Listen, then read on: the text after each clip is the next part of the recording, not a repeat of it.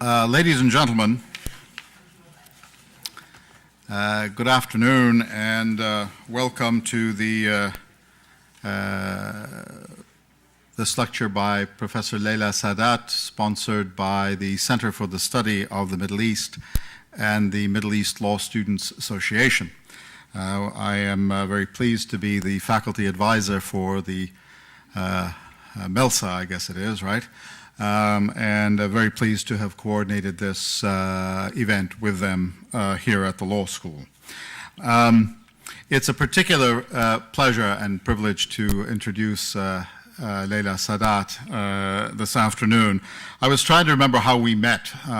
We have been friends, I think, for more than a decade now, but I couldn't quite recall how we met. It turns out, according to Leila, whose memory I trust, we met for the first time for a CNN interview when we were actually in different studios, but we've been in touch ever since. And I have tried to get her out here before. Unfortunately, it's never quite worked out.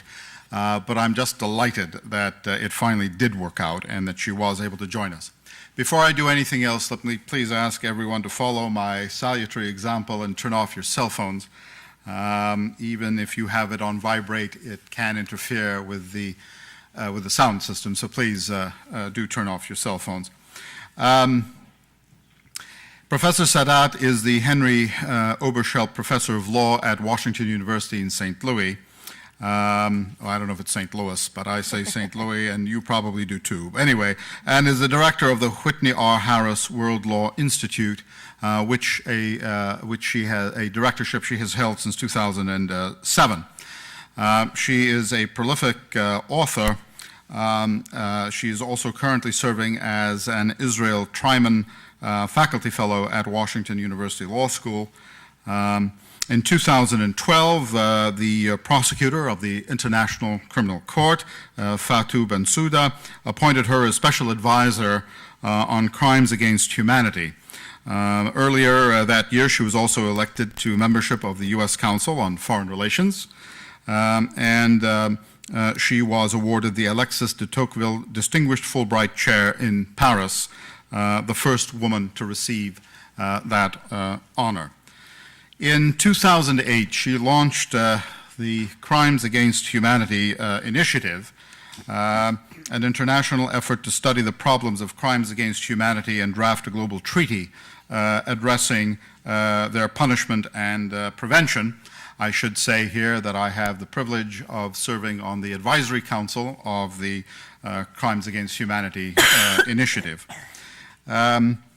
She is fluent in English and in French, and she has taught at academic institutions throughout the world. I could take up the rest of the hour giving Professor Sadat's credentials, but I think we're here to hear from her, not about her.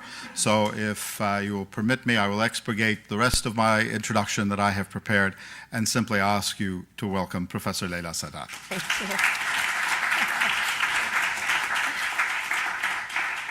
Thank you so much, and thank you for that very kind introduction.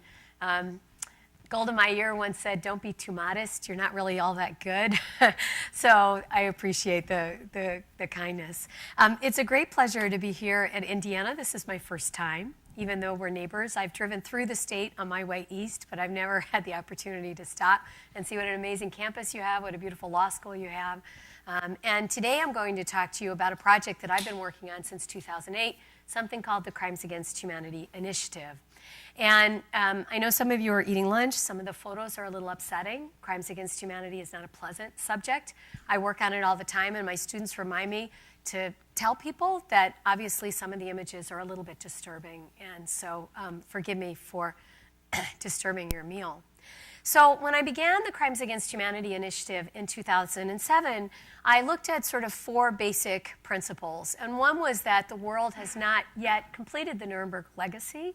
The second was that there remains an urgent need to combat crimes against humanity. And one can look at Syria right now. One can look at the recent Commission of Inquiry on North Korea and see that this is a scourge that continues. We are missing international instruments that address the issue, and we could actually draft an international instrument that would fill the need. And when I started this in 2008, I had no idea how far the project would go, but Nobody had ever tried it before, and I'd worked on some other projects that had similar goals, the Princeton Project on Universal Jurisdiction being one. I was very active in the movement to create the International Criminal Court.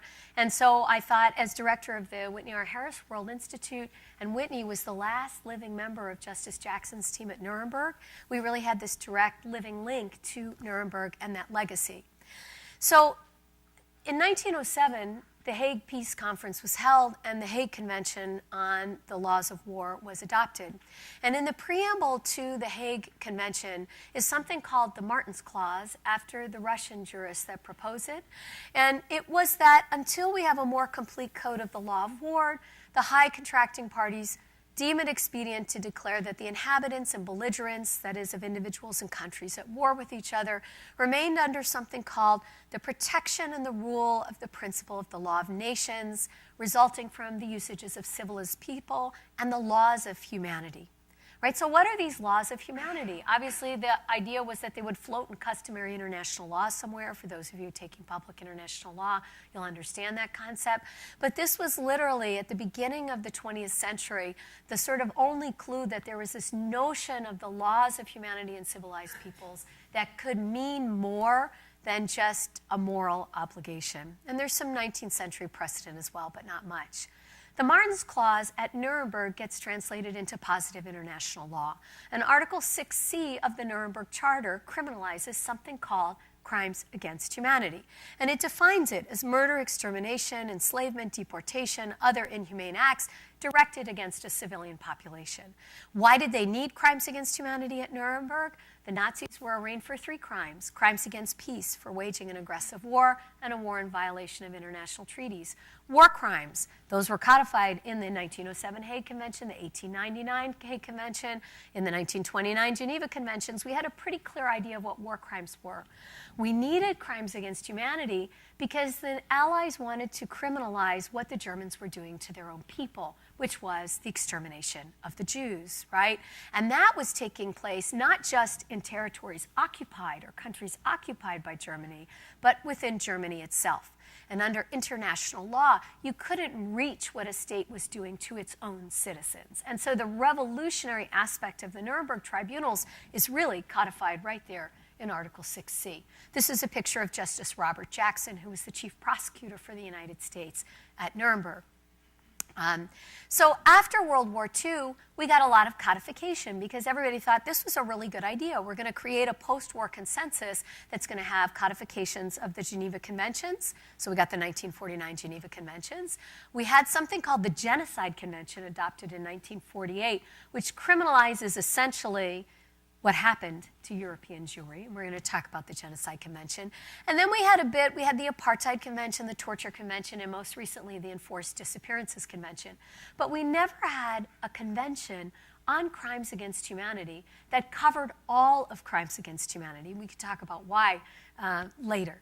This is a picture of the Madres de Plaza de Mayo. This is the Desaparecidos issue, which happened in Latin America for the most part. Crimes against humanity were appearing all throughout the world, but they took different phenomena. This is in Latin America, you mostly had disappearances, torture, and murder under military junta that were running several countries. So the Genocide Convention is the one piece of crimes against humanity that really gets codified after World War II. And Article 2 of the Genocide Convention says genocide means any of the following acts committed with intent to destroy, in whole or in part, a national, racial, ethnic, or religious group, right? It codifies the intentional destruction, in whole or in part, on groups protected, and only those 4 groups protected. The difficulty, right, is when you get to a place like Cambodia, for example, where you have literally 2 million out of a total population of 7 million exterminated by the Khmer Rouge regime. It's not genocide because most of the destruction is based on social class or political opposition. And as Gareth Evans, a former Prime Minister of New Zealand, says, for all its compelling general moral authority, the Genocide Convention had absolutely no application as a matter of law to the killing fields of Cambodia. So what we see with the Genocide Convention is we had an instrument that was very strong as a rhetorical device and very weak as a legal tool. And the great powers undoubtedly wanted it that way, because the idea that you would prosecute a state's leaders for what they were doing for their own people was still pretty radical. So in Bosnia versus Serbia, the Genocide Convention does have one very useful piece. It has two very useful pieces. In addition to the genocide definition, it has a requirement of prevention, and it has a compromissory clause that allows states parties to the Genocide Convention to basically bring actions against each other, unless they reserve out of that compromissory clause, before the International Court of Justice, and to literally sue each other for committing genocide. And that's what Bosnia did vis-a-vis Serbia, because the Bosnians argued that the Serbs had committed genocide in Bosnia during the war in the former Yugoslavia. And essentially what the International Court of Justice said is, look, we know that there were crimes against humanity being committed, but we can't really say that they amounted to genocide. And because the only tool we have is the compromissory clause in the Genocide Convention, we can't reach essentially the mass extermination of Bosnian Muslims and others, Croats, living in Bosnia, because those are crimes against humanity. Those aren't genocide. And so the case was very disappointing, because the narrowness of the Genocide Convention led to a highly unsatisfactory result. So I said at the beginning that we talk about crimes against humanity, and the question we had at the beginning of our project was, does this remain a real-world problem? And as you can see, it's a tremendous problem. 1945 to 2008, you had an estimated 92 to 101 million individuals killed in 313 conflicts, most of whom were civilians. And this doesn't include victims injured by armed conflict, victims displaced by armed conflict. It doesn't include cases of sexual violence, of which there are tens to hundreds of thousands. It doesn't include enforced disappearances. Again, we had trouble getting accurate numbers. We can talk about that, because you have to go to conflict databases and say how many instances are reported. But nonetheless, you can see that disappearances in Algeria, Argentina, Chechnya, Chile, Colombia, El Salvador, Guatemala, Sri Lanka, the Philippines, Lebanon, Iraq, the Balkans, you can just go on. And you also have cases, it's a little hard to see, but, oh, sorry, I just did something to my PowerPoint. But you also have forced displacements. And right now, the United Nations has just said that the numbers of refugees worldwide and those internally displaced is at the highest level since World War II. 50 million individuals around the world living in refugee camps, internally displaced or forcibly displaced. So it's a big problem. And is there an impunity gap? I work in international criminal justice, so we can talk about the utility or not of international criminal justice. But at least one of the theories at Nuremberg was that if you held individuals accountable for what they had done, maybe you would have less of it. And certainly it seemed a better remedy at Nuremberg to hold individuals guilty than to collectively punish the entire German people, which is what had been done after World War I. And these are some famous international war criminals. You see Slobodan Milosevic there, Charles Taylor on the far right. Your right is Deutsch, who was recently convicted at the Khmer Rouge Tribunal and his case held up on appeal. But an estimated fewer than 1% have actually been brought to justice in national or international fora. Now, in the 1990s, after the fall of the Cold War, you end up with an interest in the Nuremberg legacy again, on the part, in particular, of the United States, but also the European powers. And so several international, what we call ad hoc tribunals were created to address some of the conflicts emerging and the scenarios emerging in the 1990s. And of course, the Cambodia Tribunal is actually dealing with cases coming out of the 1970s. So the Yugoslavia Tribunal was established in 1993. It still sits in The Hague. The Rwanda Tribunal is established in 1994. It's in Arusha, Tanzania. It's finished its last trial. It's basically wrapping up its work. The Special Panel for Serious Crimes in East Timor was established to deal with the legacy of those atrocities. The Special Court for Sierra Leone was established to deal with those most responsible for the conflict that raged in Sierra Leone, again during the 1990s. And then the Cambodia Tribunal was created to address the atrocities from the Pol Pot regime. They led to, in a sense, a revival of something called the International Criminal Court Project. In The 1920s, after World War I, where there had been a failed attempt to do war crimes prosecutions after the war, there was a flurry of activity in Europe in particular, calling for the creation of a permanent international criminal court that would sort of be akin to the civil court that we had in The Hague, the Peace Palace, which was the International Court of Justice. And that project was written about, it was talked about, but it never really went anywhere. There was a 1937 Convention on Terrorism that talked about the need for a terrorism court, but it never came into effect because states wouldn't ratify it. It was really the Nuremberg precedent that re-galvanized the will of the international community to create an international criminal court. But again, Cold War politics meant that it sat on the agenda of the United Nations, of the Sixth Committee, at the International Law Commission. Lots of work gets done, but no real progress gets made. After the creation of all those tribunals I told you about in the 90s, the move to create an international criminal court really gathers some momentum. Right? And so in 1989, you have Trinidad and Tobago that introduced this resolution into the General Assembly saying, we need an international criminal court. Interestingly, they wanted it for terrorism and drug trafficking, not for the core crimes that I'm talking about today, because those were the crimes most affecting their countries. And it comes back to the UN General Assembly. It's negotiated, sort of their pre-negotiations from 89 to 98. And then in 1998, a diplomatic conference is held. And at the International Criminal Court negotiation, we finally get in a treaty for the first time since Nuremberg, a definition of crimes against humanity. I didn't put it up because it's long. It's in Article 7 of the ICC statute. I should say I work for the prosecutor on issues of crimes against humanity. Nothing I say today, by the way, should be attributed to any organ of the International Criminal Court or the prosecutor. I'm in my personal capacity. But one of the most interesting things we've seen at the International Criminal Court is that 30% of the cases are crimes against humanity only cases.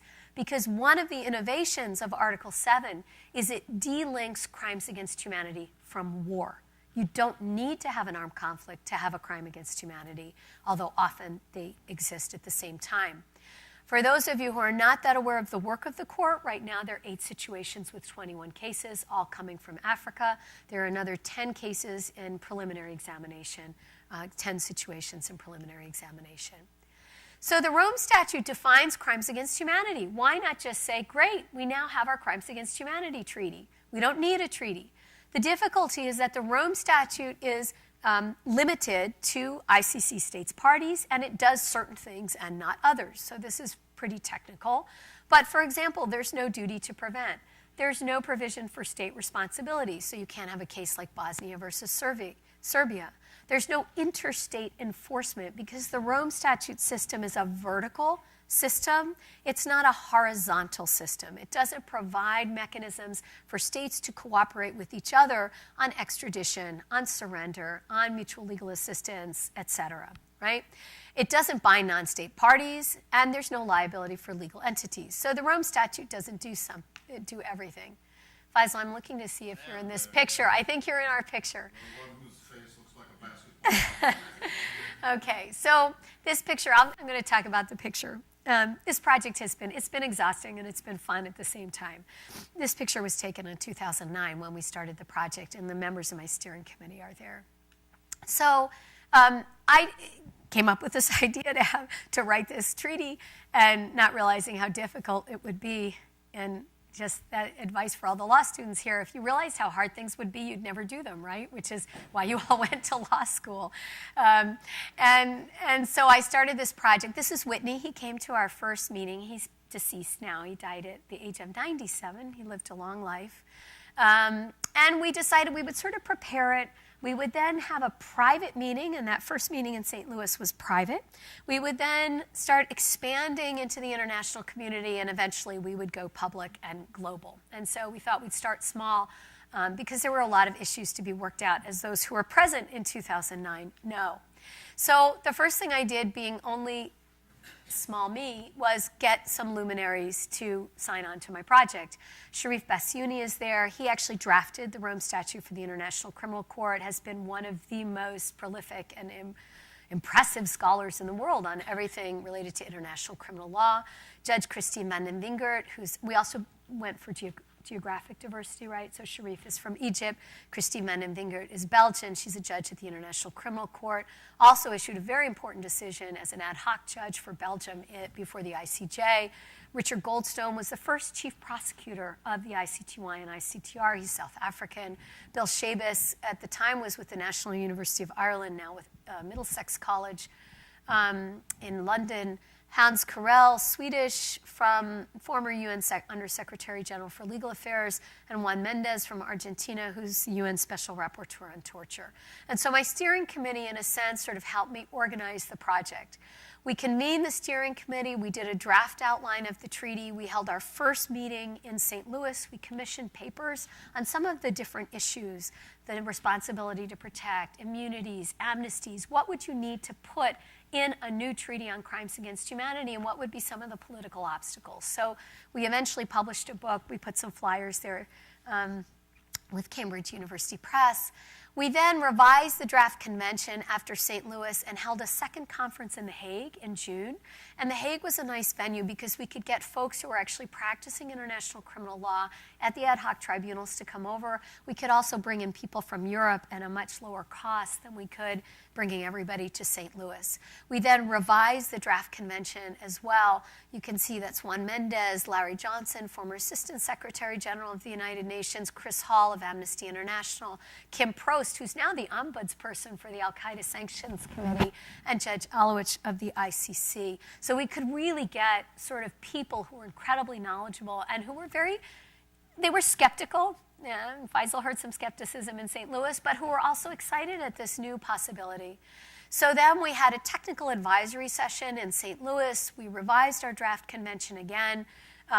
We translated it into French and then sent it to about 100 individuals worldwide for comment in English and French.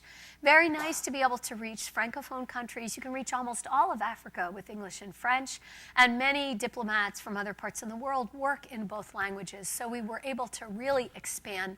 Payam Akhavan, Canadian, Iranian. Serge Bramertz, also Belgium, from ICTY, he's the chief prosecutor. Patty Wieser-Sellers, originally American, was the special advisor for gender crimes now at the ICC, but prior to that at the ICTY. Our last meeting we held at the Brookings Institution in Washington. Turns out that WashU has a longstanding relationship with Brookings. And so the Brookings Institute was kind enough to host our final big meeting. We issued a declaration at that time. You can see it's about a 2.5-year process, coming from drawing board to draft convention to commitment on the part of the steering committee, and about 75 individuals who signed that declaration that, yes, the time has come, we actually have a draft, and this would be a good move for the international community. We then approved the proposed convention, translated it into French, and we moved into what we call Phase 4, which is now sort of promotion of the draft treaty. Yoram Dinstein from Tel Aviv University, Elise van Sliegrit, the Dean of Amsterdam Law School, Richard Dicker from Human Rights Watch. You can see we were just so fortunate to have this amazing talent pool working on these issues. So Phase 4 has been about essentially promulgating. We did this academic work, right? We came up with this treaty, and I think yes, I have a couple, I'll come to a couple provisions of the treaty. But in May 2014, we were very fortunate that this is Sean Murphy, second to the left, who's a professor at GW Law School. And he came to our conference at Brookings, and then he was elected to the International Law Commission. And if you know anything about UN lawmaking, basically the ILC is this body of experts that prepares either codifications of customary international law or draft treaties. The ILC prepared the original draft for the International Criminal Court Treaty. So Sean got elected to the ILC, and he loved our Crimes Against Humanity project, and he ran on a platform, basically, because you have to get elected to the commission, of saying, if I'm elected, what I'd like to do is create a new Crimes Against Humanity convention. And this was obviously very fortunate for us because the ILC is sort of the way to get into the official United Nations system and get it off the academic drawing board into the world of political reality. And I can talk a little bit about what reactions have been from governments. So we held a meeting with the members of the commission this past summer in Geneva. And about 20 members of the commission came. And subsequently, this is our little photo. And I love these photos, not just because you see the people, but because there's been something beautifully historic about what we've been able to do. We held our meeting at the Villa Moignet in Geneva, which was the site for the 1864 Geneva Convention, which was the first Geneva Convention ever written. And so you kind of had chills. We were in the Salle Antonio Cassese when we were doing that. Cassese was one of the chief judges of the ICTY, and you kind of had little chills up and down your spine feeling I was in the Villa Moignet working on this draft convention. And so this was our little photo op. So I'm not going to talk a lot about the content of the convention. You can see we're looking to many existing legal instruments in our drafting. It was really fun and challenging to do the drafting. This is essentially tracking but modifying the Rome Statute. It comes a lot from the ICC statute, and we did put our own Martin's Clause in it. This is Article 1, Nature of the Crime. Crimes against humanity, whether committed in time of armed conflict or in time of peace, constitute crimes under international law for which there is individual criminal responsibility. In addition, states may be held responsible for crimes against humanity pursuant to principles of state responsibility for internationally wrongful act. This should be so non-controversial, right? This should just be, this is apple pie. We've been saying this since Nuremberg, right? What's so scary about this idea? Well, because you're going after government leaders for what they do to their own citizens. Governments don't mind going after folks like Joseph Kony, the LRA, or ISIS. Everybody wants to go after ISIS now. They are committing crimes against humanity and war crimes for sure. But it's harder for states to imagine and sign on to documents that talk about their own potential responsibility, which is why the Genocide Convention is so limited. But this is the basic law on crimes against humanity. Everybody would argue this is customary international law. The question is, are you brave enough to really put it in a treaty? The proposed convention that we wrote, and we're non-governmental experts, right? So we're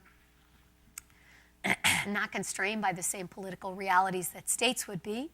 It has 27 articles. I can talk a little bit about the drafting if people are interested. As a former international commercial lawyer, I can tell you that all those international commercial law skills, dealing with large documents and multiple revisions, was extremely helpful in dealing with a major document like this. We do take the Rome Statute definition of crimes against humanity as the core obligation in the draft treaty, and that the ILC has followed the same idea. We're not able to amend the Rome Statute definition. There was a lot of argument during the 3 years of the project about, can't we fix, they've got this dumb thing in there, they've got this thing in there, and we finally decided you've got to have a coherent, consistent system that binds state and non-state parties. Otherwise, you're fragmenting international criminal law. It has very extensive and robust interstate enforcement provisions, and I can talk about those. And we built basically on 4 pillars: the normative dimension, which you saw in Article 1, prevention, which is important if you care about preventing atrocity crimes, punishment, and capacity building for states. It has many, many sort of bells and whistles. There's a very interesting provision on hate speech and incitement, because again, if you care about preventing atrocities, the hate speech / incitement part of that can be very crucial. And the Genocide Convention does have a provision on incitement. There has never been a provision for crimes against humanity. It abolishes official immunities, as the Genocide Convention does. It includes a right to reparations, which comes from the human rights community and the jurisprudence of the Inter-American Commission. That's less found in modern treaties. It is in the Enforced Disappearances Convention. And it has all these provisions on interstate cooperation, the auditory aut judicare obligation, the extradition provisions, mutual legal assistance, transfer of criminal proceedings, the technical stuff you need to move cases transnationally. We also suggested there be a treaty monitoring body. That's something the states could take out. We don't need a committee on crimes against humanity. We don't need another treaty monitoring body. Conversely, when we were in Geneva, Jean-Marie Henkertz, who's the legal advisor for the ICRC, who came to our conference, said, you need strong treaty monitoring bodies, and actually suggested that we use we look to some of the provisions that are in the Cluster Bombs Convention and the Landmines Convention, which have some very interesting vehicles. So we're in, as I said, stage 4. Governments have started to react to the project. We have some governments very excited about the opportunity. Some governments, China has said, do we really need this? We have the Rome Statute. Some governments saying, let's study it, because now we're at that process, at that point in this process where you have to start to build state and NGO enthusiasm. We were very lucky in Geneva. Amnesty International had been kind of on the fence, and they came to Geneva and were very positive, and were very positive when the ILC voted last summer to take this project and fast-tracked it. So it is now being fast-tracked. There's a special rapporteur. It is Professor Sean Murphy, so I'm thrilled for him, because that's going to be his dream to be at the ILC. And the ILC will have draft articles that will start presenting to states next fall. And so we really are going to see from an official UN body draft articles on a new Crimes Against Humanity Convention. Will they look like the convention we wrote? Probably not, but our convention is there to inform the public, NGOs, civil society, academics, and states of what the dream convention could look like, tempered obviously by the political reality. You can see we have translations in many languages. We're now in 7 languages, actually. We had a German colleague who offered to put it in German because he thought that the German parliament would need it in German when it went to be ratified, which was thinking way past what we were thinking. French was easy. Spanish was easy. We discovered, just a little note, that in Arabic, Russian, and Chinese, it was very difficult to do faithful translation because so many of the core instruments are badly translated. And that was sort of an interesting aspect of the project.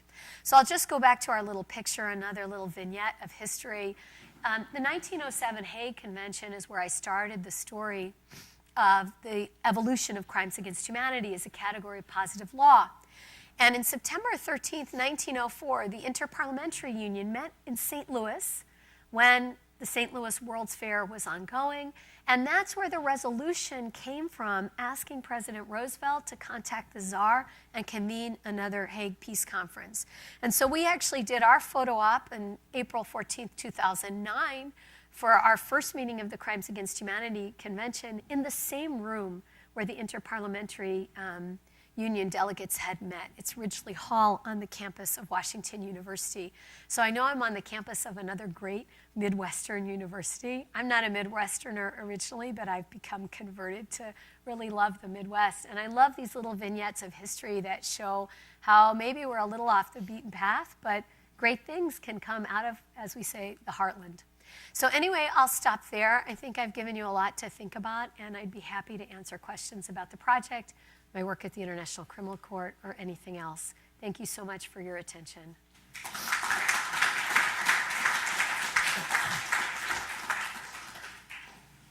Questions? All right, I know I talk fast. Yeah.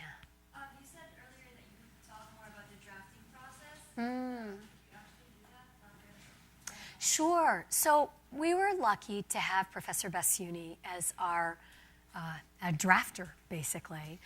And so what we discovered early on is we had a couple of very tough issues.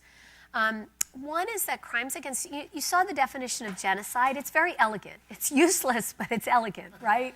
And one of the things that came out of the St. Louis meeting is the definition of crimes against humanity. It's a mess. It's 2 pages long. If you look at the ICC statute, because they define all the crimes, they have a huge list of crimes now, and then they have to define what we call the chapeau. And so the question was, how could we make the treaty, because the beauty of the Genocide Convention is its simplicity. It's that the educated lay person could pick it up and say, oh, I get it, this is genocide. So we were stuck with the definition of crimes against humanity, and we know that a lot of the things that we want this treaty to do is all these interstate cooperation, but then you get a 50-page long document that you need to be a tax lawyer to figure out, right? So one of the drafting things we thought of is stick all the technical stuff in annexes. So we streamlined the convention so that you could read the convention fairly easily, right? You saw Article 1, very simple, crimes against humanity. Individual criminal responsibility, state responsibility, duty to prevent, very simple. And then we stuck a lot of the technical stuff in annexes. So that was one sort of branching point. One of the trickiest issues was, do we change Article 7? And that, it took us 2.5 years to wrestle that one down to the ground. It almost broke apart the entire project because we had many people coming to that very important first meeting in St. Louis, Cayambos coming from Germany, like really distinguished scholars of international criminal law who disagreed with Article 7 and said, let's fix it. This is our opportunity as academics. We're going to fix Article 7. In particular, there are two things in Article 7 people don't like. The drafters added something called a state policy requirement, that the crime has to be committed pursuant to a state or organizational policy. Now, that makes sense if you're talking about Nazi Germany. There was absolutely a state or organizational policy to commit crimes against humanity. But is the policy element descriptive of what the Nazis did, or is it a legal element of the crime? And at Rome, they decided to throw it in because states were getting a little nervous about allowing this crime to become too broad. So the policy element comes in at Rome, even though it had not been in at the ICTY and ICTR statutes. It's a new addition. The other thing that folks didn't like was the civilian population requirement. And it is a huge problem. Because when you take crimes against humanity out of the context of war, who are the civilians? Everybody's a civilian. Right? Think of the Khmer Rouge regime, which is purging the military. Are the military being killed or purged because of their political opposition to Pol Pot? Are they not protected by crimes against humanity, but everybody else is? Because nobody's really involved in fighting. So the civilian population requirement, which again comes from the World War II legacy, the scholars were saying, let's get rid of it. It's time to get rid of it. And finally, what we realized then, I think it was Bill Shabas, said, well, what if we don't have any definition in the treaty? We just say crimes against humanity is defined in international law. Shall be, there'll be individual. And everybody's like, how can you have a treaty on crimes against humanity that doesn't say what crimes against humanity are? The whole point is to allow non-ICC states parties to ratify this and accept the obligation the ICC states have accepted. So ultimately, we came to the conclusion we had to use Article 7. And that presented, there were some people that were upset about that. And what I said to them is, look, you've got maybe a slightly weaker substantive definition of crimes against humanity than you could have had, because we've added the policy element and the civilian population requirement. So let's do really robust procedural stuff. All the interstate cooperation provisions are actually drawn not from Geneva, genocide, torture, or apartheid. They're drawn from the Corruption Convention and the Convention on Organized Crime and the conventions on terrorism that have really robust enforcement. So what you've gotten from the non-specialists is international criminal law works by their treaties on different crimes, right? And their treaties on aircraft hijacking, and their treaties on money laundering and organized crime and corruption and genocide and war crimes, et cetera. And what you see in the transnational crime area is the interstate cooperation provisions are really strong. You have to freeze assets, you have to transfer proceedings, you have lots of obligations, because countries like the United States really like those treaties. Right? We love those treaties because that's, we want to get the bad guys. We have, treaties on terrorist financing, terrorist bombing, et cetera, organized crime. What we're not so sure about the core crimes, genocide, war crimes, crimes against humanity. And so the creativity, I think the most interesting part of this was we sort of married those tough interstate cooperation provisions from the transnational crime conventions to this strong core obligation, this Jus Cogens norm not to commit crimes against humanity. And that was the most interesting part. The rest, it was difficult because we tried to use language where there was the possibility, if there was language in a treaty that we could use. We used that language because then you can say to states, look, you've already agreed to this. It's in the Torture Convention. Or you've already agreed to this. It's in the Geneva Conventions. And so whenever possible, we drew upon existing treaty language, but that made it quite technically difficult. And so what you'll see if you go to the book, and actually the treaties are available on our website, is there's a commentary after each article that says basically from which conventions the inspiration or the actual language was drawn to the extent that it is. So it was quite a technical process. Yeah, it was fun. It was hard. It was fun. Other questions? Yeah. First of all, thank you for coming. It's a really laudable initiative, and so basically I have a question. I have one student here. It does seem a very elegant piece of work. However, the problem, as with other international treaties, is they're going to be efficient, because obviously states are going to be very apprehensive of signing and ratifying this kind of convention, because it's attacking the state actors, it's attacking the state itself. And even though we do ratify, there are going to be a lot of shortcomings, because which state will go up against another state to sue them? Because as you know, international relations do limit in a certain way the efficiency of international law. And also, most of the crimes against humanity are done by non-state actors. How does this convention kind of answer those problems? So I'm sorry for being skeptical, but... Oh, no. I'm used to it. You can't teach public international law for 20 years and not be used to skepticism. So here's my stock response, right, to the issue of does international law work? Is it effect? Because that's really your large question. Then I'll come back to the non-state actors, which is really interesting.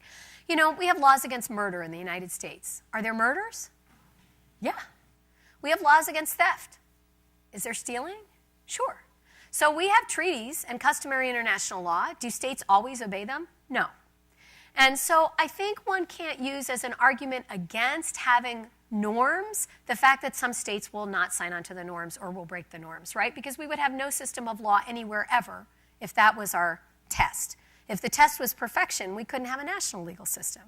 So the question is there a likelihood that states might embrace a treaty like this in large enough numbers to make the drafting exercise and the political capital worthwhile, right? That's really, I think, the maybe where we can come back to the more salient question is now the time, and is the effort going to go forward to a large, or is it going to be like the 1937 Terrorism Convention, which is never ratified? So here's where, and I don't know, I don't have a crystal ball. Here's my gut instinct, and I guess my steering committee members share my, well, they're more cautious than I am, so they thought this was possible as well. You have 122 states that have already signed on to the Rome Statute, right? That's a big number.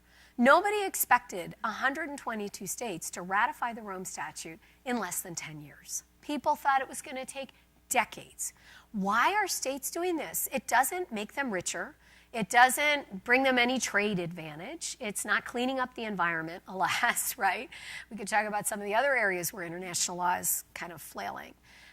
So why do states commit themselves to this? I think because these are really the core norms, right? These are the core. You cannot have a functional international society, and Vattel wrote about this in the 19th century, or you cannot have a functional international society when states are committing genocide, when there are massive, serious violations of human rights, and when there are war crimes. And so international criminal law, I think, has attracted a certain consensus from states. Now, again, the 122 Rome Statute states, it's all of Western Europe, most of Eastern Europe, Canada, Mexico, almost all of South America, and 35 out of the 55 approximately African states. Asia and the Middle East, right, are not heavy ratifiers of any of these conventions. It's very depressing. And where are most of the conflicts happening? In states where, and I'm not saying that you ratify the convention, then there's no conflict, but you can see that there is a cultural shift that needs to take place in the MENA region, in Asia, towards the protection of human rights and towards the non-commission of these crimes. So you have 122 states who have already signed on to Article 7. Are they also willing to sign on to a convention that says there also has to be horizontal enforcement? I think the European states, absolutely. And that's a lot of countries. Is Europe going to go faster than the rest of the world? Probably. Latin America might go pretty fast too. The Enforced Disappearances Convention actually came out of the Latin American experience in 2006. So what are the political obstacles? That's maybe the more interesting thing. Are there a core group of countries? Sure. The political obstacles, obviously, are this takes work. It's technical. The Rome Statute states are worried that this could be a way for the non-ICC states parties to say, oh, we've signed on to everything we need to. We don't have to join the court. As an American, I look at that and say, yeah, but wouldn't it be nice for the United States to join a Crimes Against Humanity Convention? Why? Department of Homeland Security says there are 1,000 people now living in the United States who are probably guilty of crimes against humanity who have emigrated here, and we cannot prosecute. So the U.S. is now a safe haven for war criminals and criminals against humanity. We don't like that, right? We need national legislation and a way to cooperate with other states. You can't extradite without a treaty under the rule of specialty. So this convention actually gives states tools to clean up their own territory. It's not about imposing a supranational regime on them. It's about taking an already agreed definition that was negotiated by 165 states at Rome and voted on and accepted by 122 now. And so in that sense, it seems a good time to build on that momentum, right? Non-state actors, really quickly. It says state or organizational policy.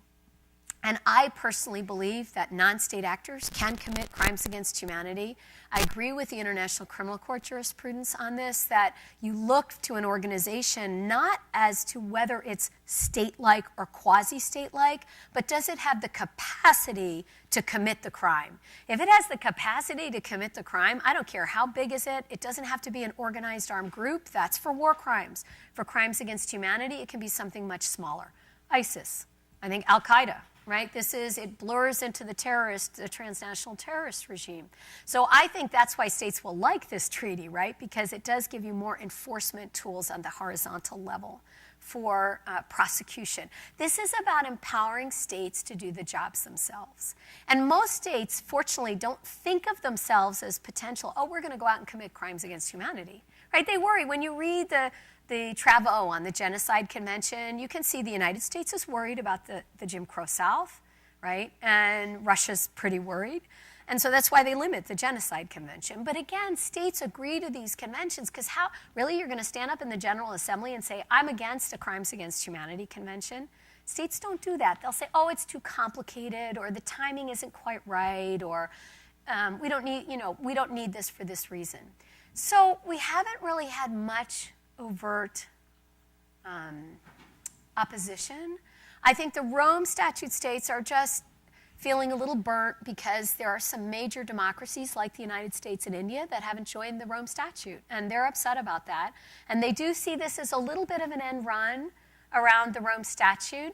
And I say, look, try to see the glass half full. This is also a way station to ICC ratification, because if you've already accepted the normative crimes, why not eventually accept the supranational adjudicative mechanism, which is what we're really talking about.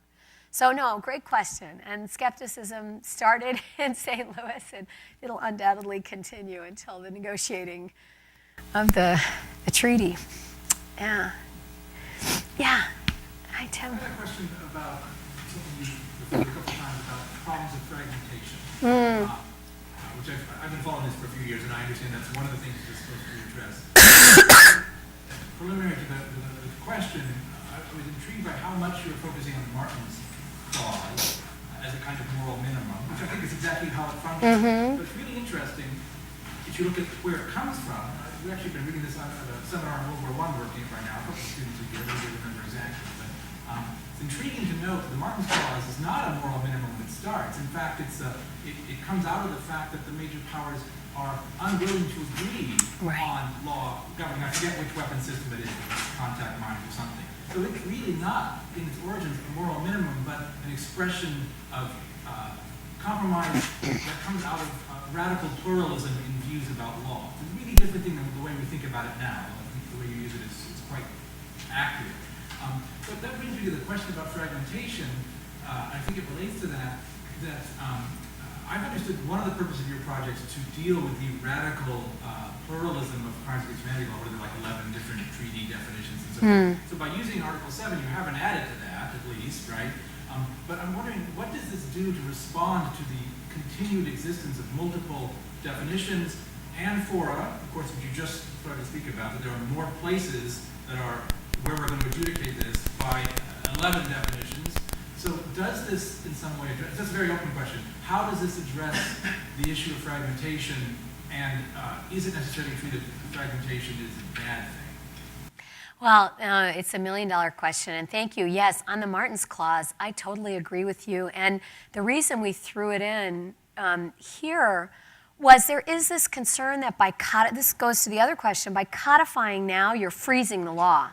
And so the question is, can you allow, we know a decade from now, but there'll be some new horrible manifestation of something we haven't thought of, and is there going to be a way to capture it as an other inhumane act or as something that violates the spirit, if not the text of the treaty, right?